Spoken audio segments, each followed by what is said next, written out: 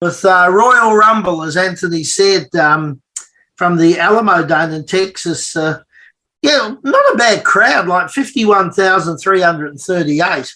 What's capacity of that building? Does anybody know? Was that at capacity? I don't believe so. I think there's a capacity of about 60 odd. Oh, okay. But I may be wrong. I have been once or twice. Very rarely, Mr. Peter. Very rarely. Yeah. I think obviously we're going to go through each of the Rumbles in a bit of detail in the other couple of matches, but and I hate starting off negatively, but it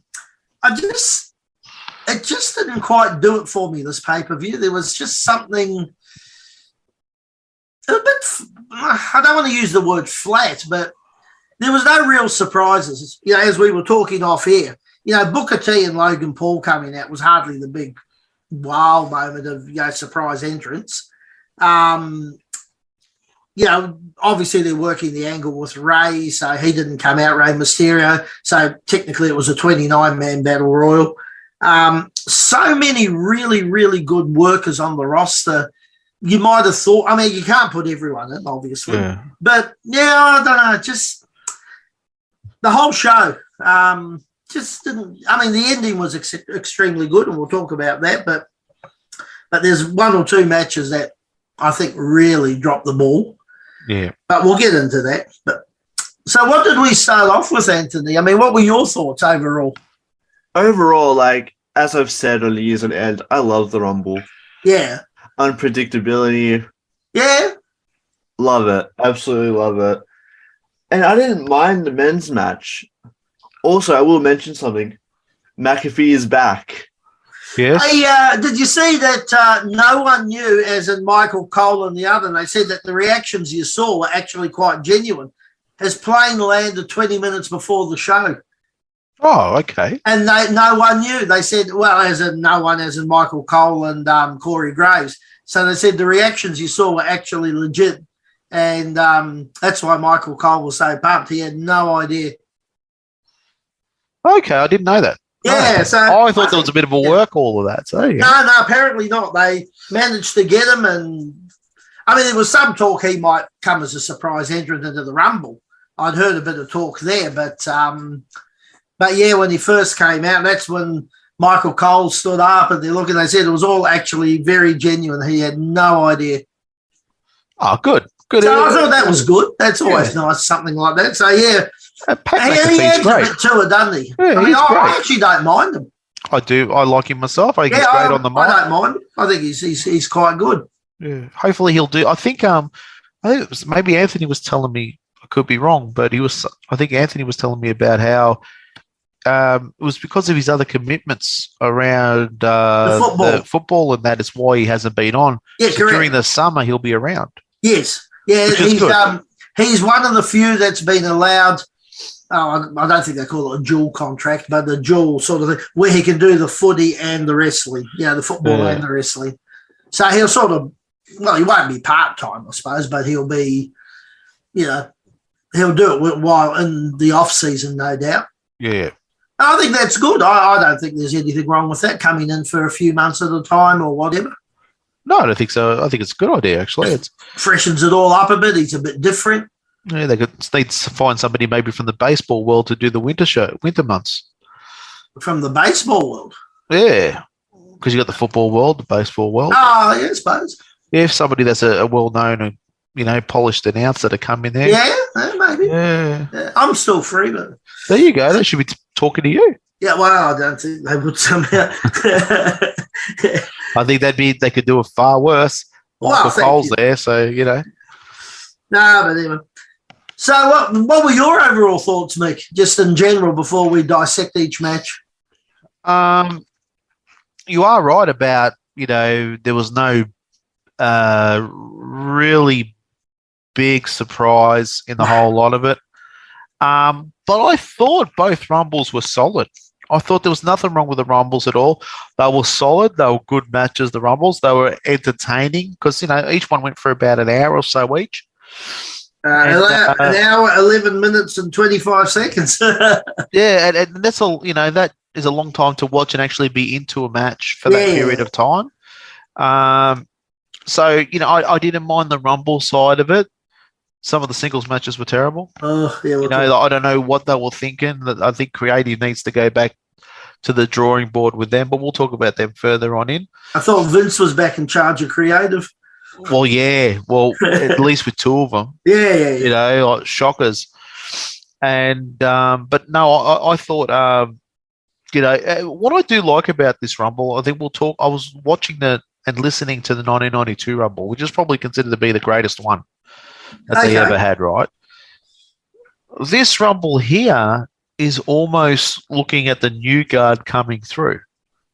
With a lot of the guys that you see on this one, it's almost like you're seeing this new guard coming through of potential guys that are going to be maybe in the next 2 years will be, heading up most of the cards.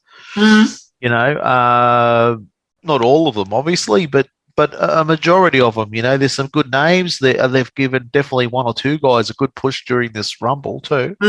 So, and same with the ladies too. They've I actually thought the ladies one was not bad at all. Oh, I thought both were really good. Yeah. The Rumbles, I enjoyed them. I watched them from bell to bell, and enjoyed both of them. Like I said, we'll get onto the other matches. I think the last match though was predictable. The main event. Well, there was a few things predictable. I mean, look, I suppose Anthony, we're going to go into the men's Rumble now. So, but I still think, in my own mind, if I was booking, I wouldn't have told everyone Cody was coming back. No, you're right, 100%. That should have been your big every surprise. show for about 3 or 4 weeks before, there was a whole segment about the surgery, the rehab, the da-da-da-da-da-da-da, and they just kept pushing and pushing and pushing. And I think there would have been enough interest with people thinking he was coming back and then do almost a WrestleMania type appearance, like he did, rather than, he's coming out and then, and then he got, ticket 30 and no, I think it took a bit off it. And I think it took a bit off him. The crowd didn't react to his victory like they have before he was injured. Would you have run this angle? I'm asking you now because, a lot of years you've had experience. Maybe making out he couldn't make it and then he gets a last-minute entry in on the last week, we'll say, and pulls position 3, goes in strapped up, and goes from 3 all the way to the end and wins it? Would have been far better, far more credible than coming in at 30. Yeah. Absolutely. Because he could pull it off. He could do what you just said. Oh, he's definitely fit enough. Yeah, fit enough. Say, look, against doctor's orders, he signed that. What's that thing they signed? That waiver. A waiver. No, but they have a name for it. Remember they did some match a while ago, years ago probably now, and they had to sign not a non-disclosure, but a non-something form that whatever happens to you, it's on you. You can't sue us. You can't sue the company, da-da-da. You maybe do something like that, and he comes in and he's, taped up like the footballers, when they come out taped up on their shoulders and that. And like you said, even if he came in 5 or 6, it wouldn't have mattered, But somewhere in the early part, I think it would have had a bit more credibility and the fans might have warmed to him a bit more. Because I don't think they weren't overly joyed that he won. What I'm concerned with, and Anthony and you comment on what I'm going to say, is that I think at the moment, with the popularity of the bloodline, right? Even though they've turned now on thing and they're trying to make him out to be the biggest heel, Cody's not standing out as a really big face at the moment. He's not standing out. I think if you brought him in at, like you said, 5 or 6 injured, and he worked and fought his way all the way through to the end and earned it, I like the ending with him and Gunther, but earned it all the way through. Yeah. But earned it all the way through, right? I think you'd have a real from underneath baby face that's coming up where people have got behind and this guy's made it through. But I think at the moment it's almost a bit like, well, the powers that be have handed it to him. Yes. Bloodline's already popular, so why, who are you going to hate here? Bloodline's working hard. You're getting everything given to you. And there's a bit of that. There's also a train of thought going around at the moment that rather than have Roman and Sammy at Elimination Chamber, which it looks like, has tried to somehow have Sammy and Roman at WrestleMania. Maybe even although if you can't, Cody couldn't take the belt off Sammy, but whatever, maybe Roman retains or whatever. But you do it at Mania, and don't give it to Cody at Mania. I know it was always going to be The Rock and Roman, and if they couldn't get The Rock, the backup plan was Cody. And obviously, The Rock has said, "Look, I can't be match ready in time. Yeah. He's fit, but he's not match fit." So they've gone with Cody, but I don't think they're handling it well. Like you said, either bring him in early and the underdog fought his way through, taped up, and he's got there. Yeah, and then he's a bit injured after the match, and it's a bit touch and go with how he's going to go. Yeah, well, that's what you want. That gives Roman either the that opportunity or maybe actually do a complete swerve and don't put him with. Although it's too late now, it's announced and he's challenged him, but don't put him with Roman at Mania because you're going to imagine he's going to go over at Mania. Oh, yeah. Well, it's time for Roman to drop the belt. 3 years. Or drop a belt. Yeah, even if he does, he's got to drop a belt. They're talking about, and I don't know, Anthony, what your thoughts are, but how they're going to split it and have like the two belts. Was it the talk about Cody taking one belt and either Sammy or Owens taking the other or something? But how are they going to do that when they've actually said on Raw this week, I don't know if you've seen it, but Cody is challenged for the WWE Undisputed, what do they call it? Universal. Yeah. So he's talking about both belts, but there's talk about splitting them. But how do you split them now? Well, if he's going for both belts, then you can't split them. No, that's what I'm saying. Yeah, you can't split them. There's just, and again, we don't know the story yet, but yeah, I'm thinking they might have botched this a wee bit. I think so. Yeah, if that's what's come out on, because technically now you've got Roman Reigns in two storylines. You've got him obviously, with Cody, and now you've got him with Sami Zayn and Kevin Owens, right? Now Jay, where does he sit? Yeah, well, Jay's walked out. Yeah. So, is it Jimmy and friggin' Solo versus Jay and Sammy? Yeah. But then where does that leave Kevin Owens? Well, that's right. I'm sort of like the book. There's no clear line for the booking here at this point. I mean, the only clear line is Roman and Rhodes. Yeah, it's the only clear line because that's the only way that wouldn't happen. We'll say if Reigns lost the belt before WrestleMania at Elimination Chamber to Sami Zayn or something.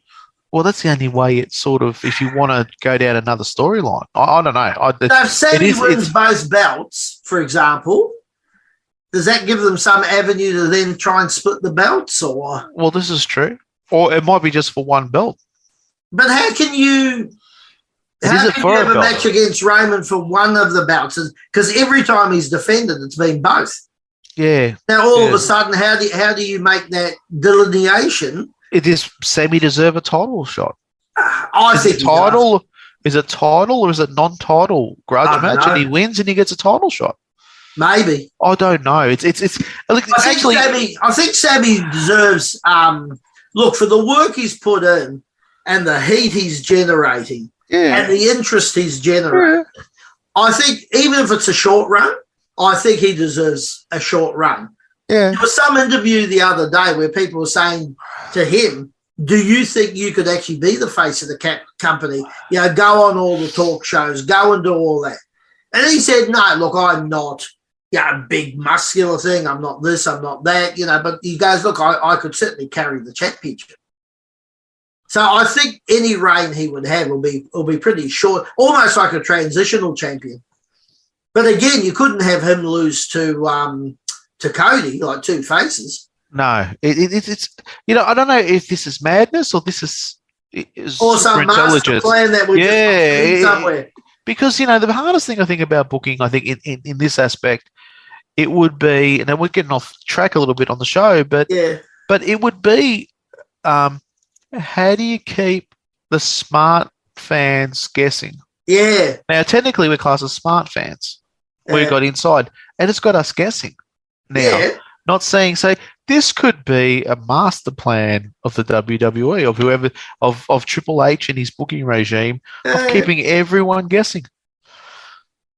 Well, there's a few scenarios because, of course, as we said, what happens now in the next bit with Sammy and Roman?